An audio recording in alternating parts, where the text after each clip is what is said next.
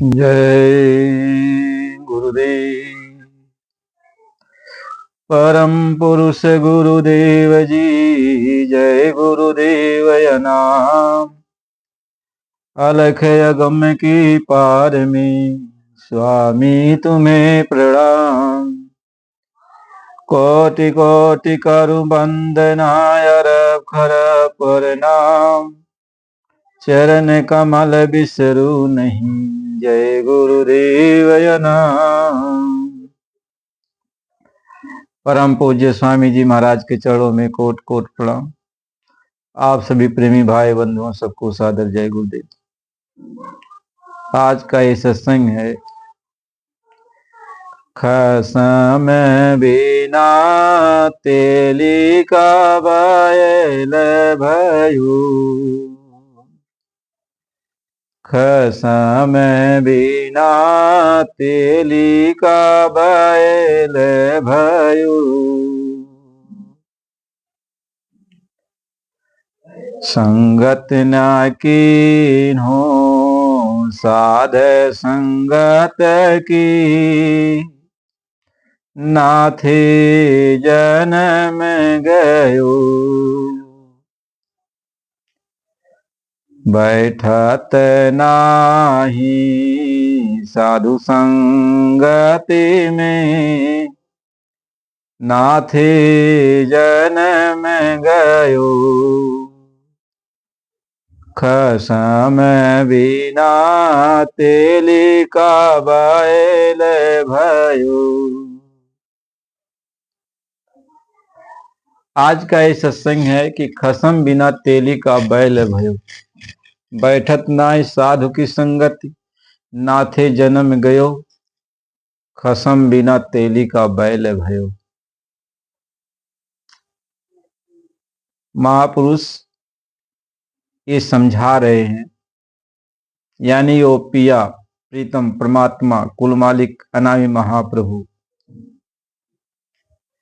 के बारे में संतों महात्माओं ने बहुत कुछ समझाया है। कहते आपको ये मानव तन मिला, आप हर तरह के ऐश आराम सुख सुविधा में लगे हो। महात्मा ये समझा रहे, लेकिन आप उस तरीके की हो जैसे तेली का बैल है, उसका दोनों आंख धपा दिया गया है और वह जो है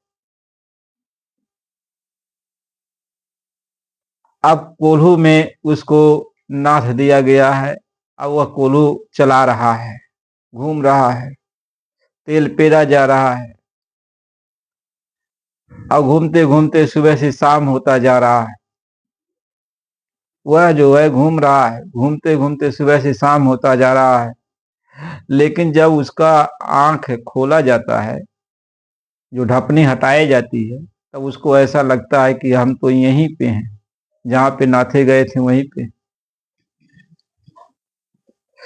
महात्मा समझा रहे कि देखो, हमारा आपका ये संसार वालों का सबकी यही गति है।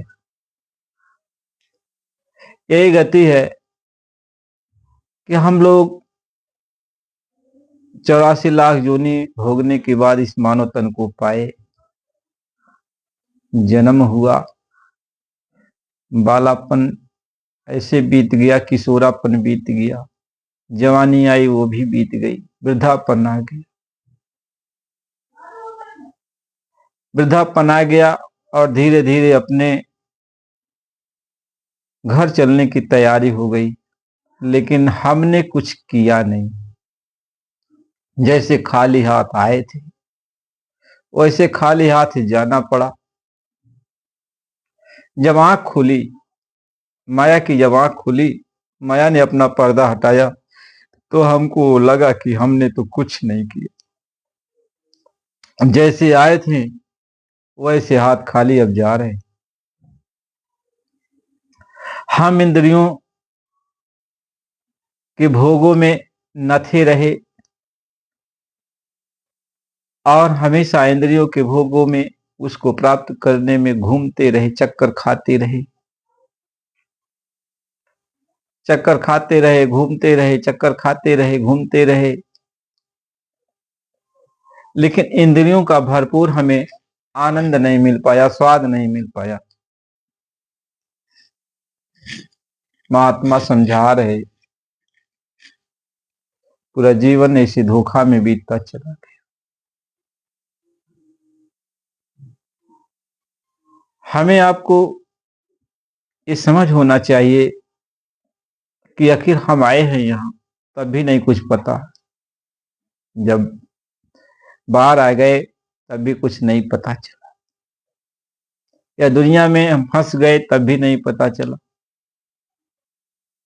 बालापन बीत गया, कब किशोरापन आ गया, कब जवानी आ गई ये भी पता नहीं चला, कब वृद्धापन आ गया ये भी पता नहीं चला, कब जाना है यह भी पता।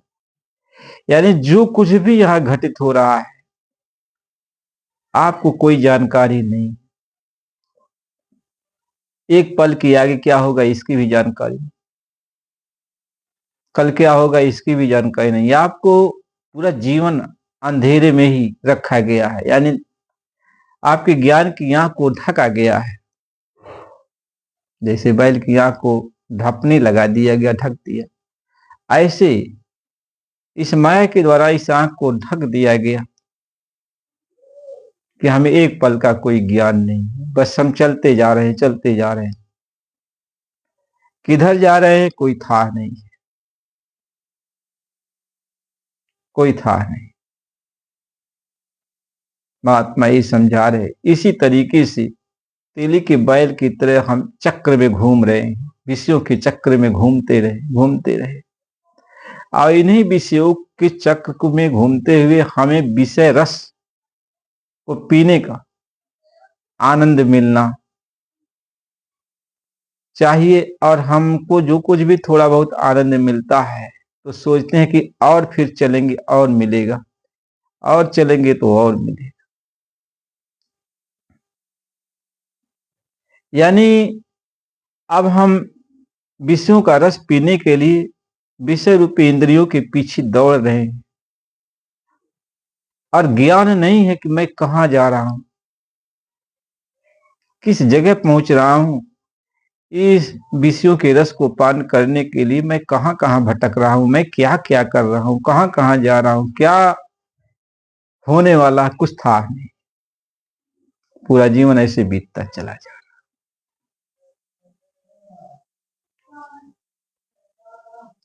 एक क्षण, एक समय हमें होश में आने का कोई अवसर ही नहीं मिलता।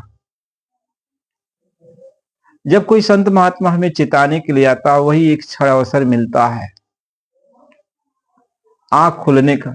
यदि हम रुक जाते हैं तो महात्मा मेरी आंख को खोल देते हैं, यानी पर्दा ही हटा देते हैं, तब हमें ज्ञान हो जाता है। लेकिन हम चिल्ला बैठते हैं कि नहीं, हमारी आंख को खोलो मत, यानी जो रस मैं पी रहा हूं इसको मत हटाओ। विषयों का रस हम अपने अमृत समझते हैं, और महात्मा का हाथ झटकार देते हैं, कहते हैं कि नहीं, इसको आप मत छुड़ाओ, मत छुड़ाओ। यदि विषयों का रस महात्मा एक क्षण के लिए छुड़ा देते तो तुम्हारी आंख खुल जाती, यानी ढपने हट जाते, तुम्हें पता चल जाता, अरे जिसको मैं विष अमृत समझता हूं ये तो जहर है, मैं अब तक जहर पी रहा हूं। लेकिन आंख खुलती नहीं है, क्योंकि महात्मा खोलना चाहते, तुम खुलाना नहीं चाहते, खुलाना नहीं चाहते। महापुरुष ये समझाते हैं, बैठत नाई साध की संगति, नाथे जन्म गयो। साधु महात्मा की संगत नहीं करता, अच्छी जगह नहीं जाता, सत्संग में नहीं जाता जहां उसकी आंख खुल जाए, ढकनी हट जाए। और इंद्रियों, जो 5 ज्ञान इंद्रियां, 5 कर्म इंद्रियां हैं, इन इंद्रियों में ये नाथ दिया गया है। इन इंद्रियों में ये पड़ा हुआ है इन्हीं इंद्रियों के द्वारा, आंख के द्वारा, कान के द्वारा, नाक के द्वारा, जबान के द्वारा। नीचे जो है इंद्रियां हैं विषय भोग के द्वारा, उसी विषय भोग का रस आनंद लेने में पूरा जीवन चला जा रहा है, लेकिन रस कितना मिलता है? भरपेट नहीं मिल पाता, बस क्षणभंगुर थोड़ा थोड़ा। सोचते हो कि और मिल जाएगा और मिल जाएगा, आज नहीं मिला तो कल और मिल जाएगा, कल नहीं तो परसों और मिल जाएगा, परसों नहीं नरसों और मिल जाएगा। नहीं, रोज उस आनंद को जो चाटता है ना, तो सोचता है इससे ज्यादा आनंद तो अगली बार मिलेगा, इससे ज्यादा आनंद तो फिर अगली बार मिलेगा। ऐसे ही पूरा जीवन तुम्हारा बीतता चला जाता है, लेकिन वह क्षण भंगुर आनंद है, उससे ज्यादा मिलने वाला नहीं। जो थोड़ा बहुत सुख तुमको मिलता, आनंद मिलता, उससे ज्यादा नहीं मिल सकता। महात्मा इस बात को समझाते हैं, उससे ज्यादा यहाँ आनंद है ये नहीं है। यहाँ तो जो भी आनंद क्षण भंगुर है वो भी आत्मा के द्वारा ही, आत्मा की ठंडक ही तुम्हें कुछ प्राप्त होती है।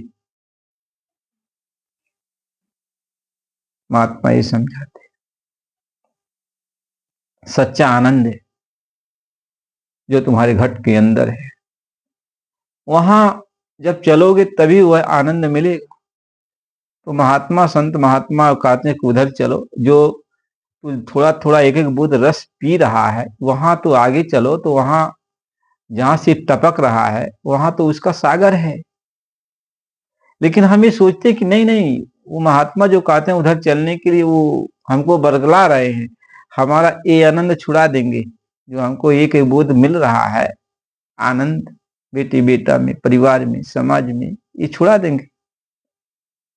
लेकिन वो नहीं जानता है कि जब हम उस परमानंद की प्राप्ति कर लेंगे, उस आनंद के सागर में चले जाएंगे, तो हम एक एक बूंद चाटेंगे नहीं ना, तब तो कहेंगे हम तो भाई आनंद के सागर में, अब कमी किस चीज का। इसलिए कहा कि जय हरि भगति पियारे, और माता पिता सहज में छूटे, छूटे सुत अरु नारी, जय हरि भगति पियारी। लोक भोग फीके सब लागे, समय से तूती गारी, जय हरि भगति पियारी। कहते हैं जब उस आनंद को प्राप्त कर लोगे